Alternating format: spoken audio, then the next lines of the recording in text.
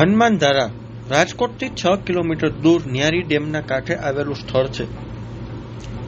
અહીંયા હનુમાનજી દાદાનું મંદિર છે. અહીંયા આવો એટલે તમને અલગ જ શાંતિનો અનુભવ થાય છે. અહીંયા તમને એક આખો દિવસ આરામથી અને શાંતિના વાતાવરણમાં વિતાવી શકો છો. આ એક એવી જગ્યા છે કે જ્યાં તમે પ્રકૃતિના ખોળે બેસીને આનંદ માણી શકો છો.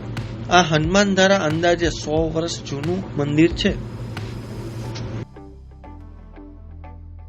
હનુમાનધારાની પાછળની વાર્તા કહે છે કે ભગવાન હનુમાન લંકા સળગાવવા પરત ફર્યા પછી તેની પૂંછડીમાં લાગેલી આગને બુઝાવવા તેઓ અહીંયા આવ્યા હતા.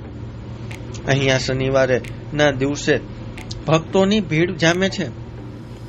રાજકોટ અને આસપાસના લોકો અહીંયા જમવાનું સાથે લઈને સવારથી સાંજ સુધીનો સમય અહીંયા પ્રકૃતિના ખોળે વિતાવે છે. આ મંદિરના ઇતિહાસ વિશે વાત કરવામાં આવે તો વર્ષે પહેલા અહીંયા જંગલ વિસ્તાર હતો. તે સમયે મોલિયા કુટુંબના દાદા ગાડીમાં પથ્થરો ભરીને જતા હતા. એ દરમિયાન અહીંયા તેમને એક પથ્થર નીચે પડતા જ તેમાંથી લોહી નીકળ્યું હતું.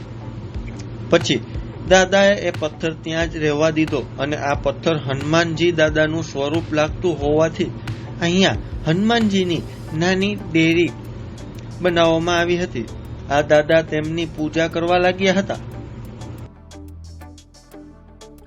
સમય જતા અહીંયા રામદાસ બાપુ નામના સાધુ આવ્યા, જેઓ અહીંયા રોકાયા અને હનુમાનજી દાદાની સેવા કરવા લાગ્યા. રામદાસ બાપુ બાદ શાકિર રામદાસજી બાપુ અને હાલમાં રામલખન દાસજી અને પૂર્ણદાસજી હનુમાનધારા મંદિરમાં સેવા પૂજા કરી રહ્યા છે. આ મંદિરની ખાસ વિશેષતા એ છે કે અહીંયા મંદિરમાં અખંડ ધૂમો આવેલો છે.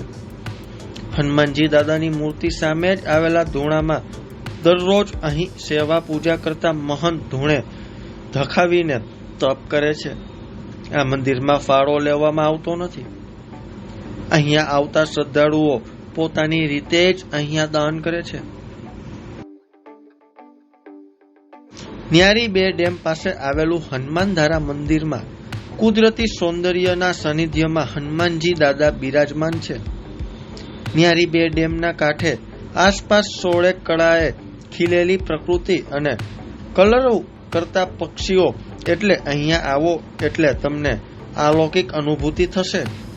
આ મંદિરના પ્રગાટણમાં મોલિયા કુટુંબના સુરાપુરા દાદા પણનું મંદિર છે. આ સાથે જ ગૌશાળા પણ આવેલી છે, જેમાં 8 જેટલી ગાયો જેની સેવા કરવામાં આવી રહી છે.